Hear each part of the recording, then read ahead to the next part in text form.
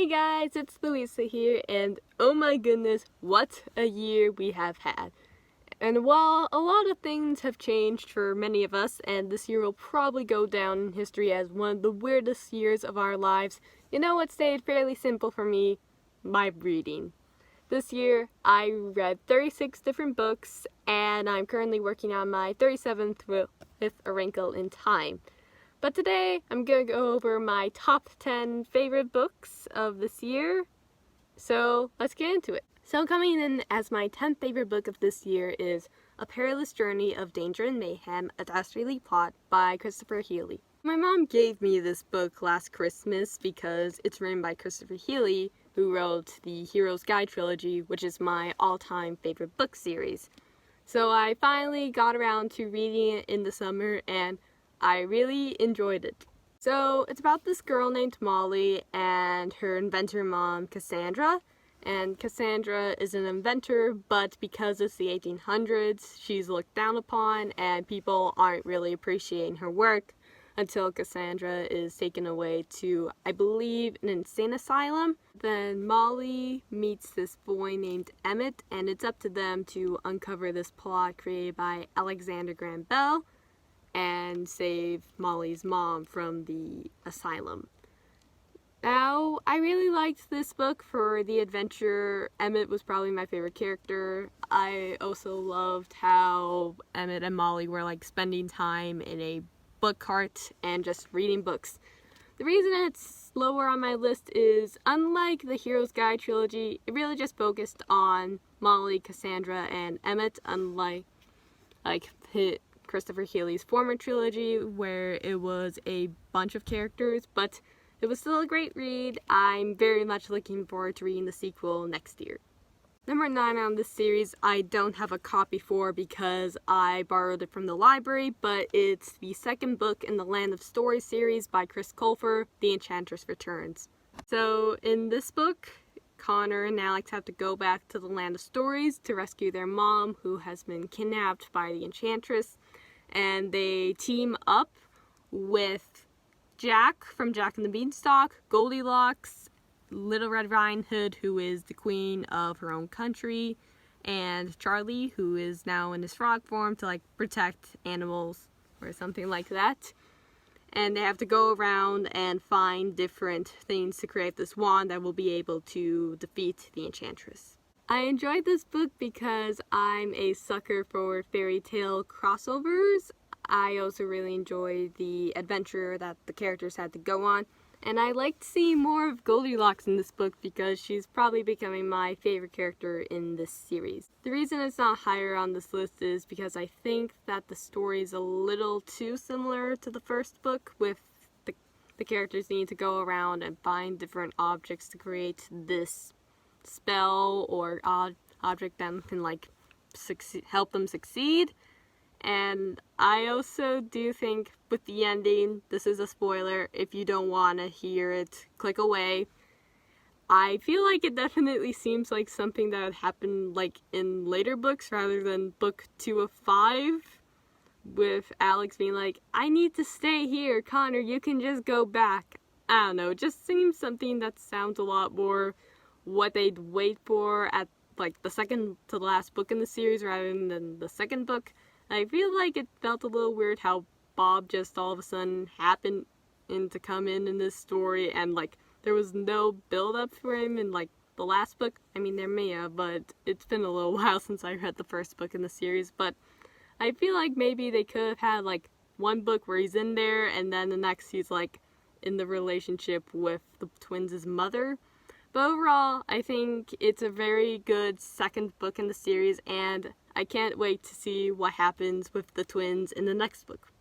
At number 8 is Evil Thing by Serena Valentino. This is the 7th book in the Villain series by her, and unless you can tell by the cover, it's about Cruella de Vil. So similar to the previous books in the Villain series, this is about pretty much Cruella's past and how she later became the actual Cruella de Vil that we know from 101 Dalmatians. I really liked hearing about Cruella's backstory and how she and Anita were actually really good friends before the events of the movie. but I do think that in comparison to some of the other books in the series, this one doesn't really describe how Cruella became evil as well as the others. Like, there's the idea of maybe it was the earrings that were cursed, or it was the confidence, but I would say they could have maybe done a little bit better explaining why she went from a fairly likable, sweet girl to the evil thing we all know from in the movie. And I think maybe Serena Valentino could have dedicated a little bit more to like events that actually happened in the movie rather than like less than 100 pages till the end. It was, but other than that, I really like this book. It's probably my second favorite in the series, only after Fairest of All, and it'll be interesting seeing what Serena Valentino writes next. So next up is Timmy Failure, It's the End When I Say It's the End by Stephen Pastis is how I think you pronounce his name, and is so far the 7th and final book in the Timmy Failure series. So pretty much in this book, Timmy is working with his classmates on this movie they have to make. He's writing the script, but he has to work with this annoying kid named Tom John, who even Molly's like, he's lower than mouse poop. And I just love the humor, and I enjoyed finally getting to see Timmy's dad because, you know, he's non-existent and barely mentioned in the first books.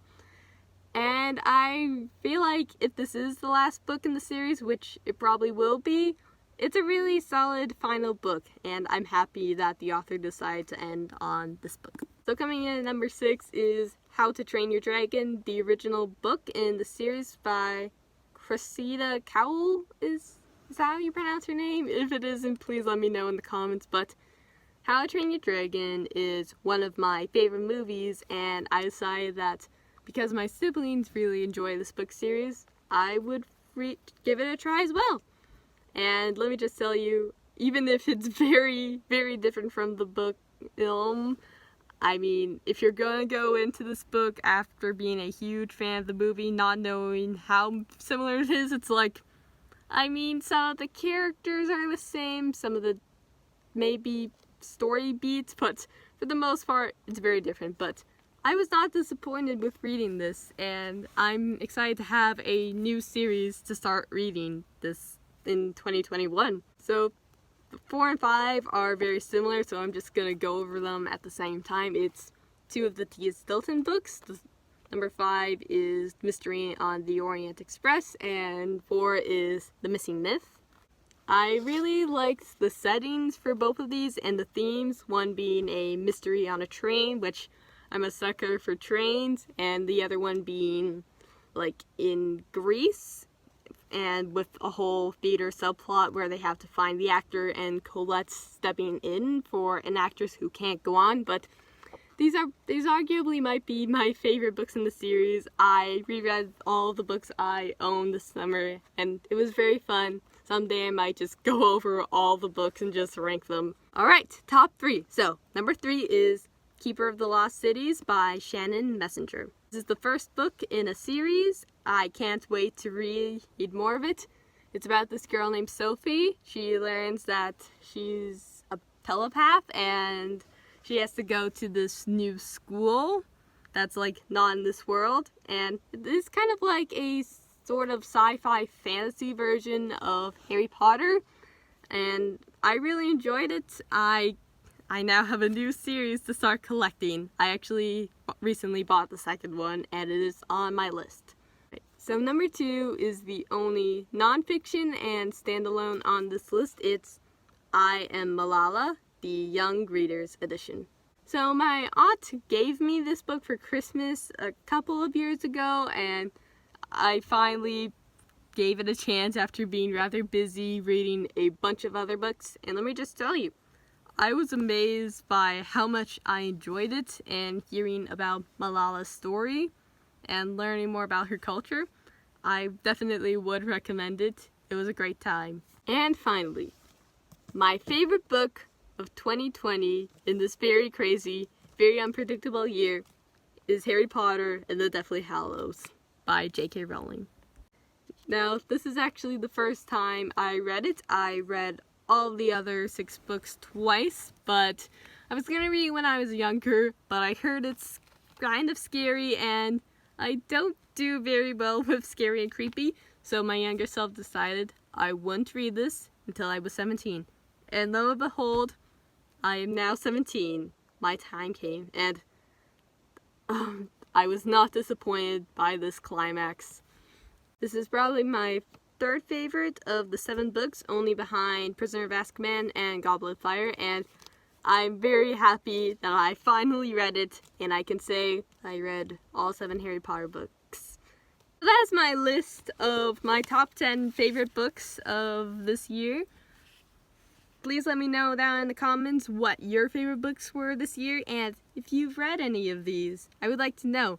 I'll be posting my 2021 book goals fairly soon. Thank you for watching, and stay tuned for my next video. Bye!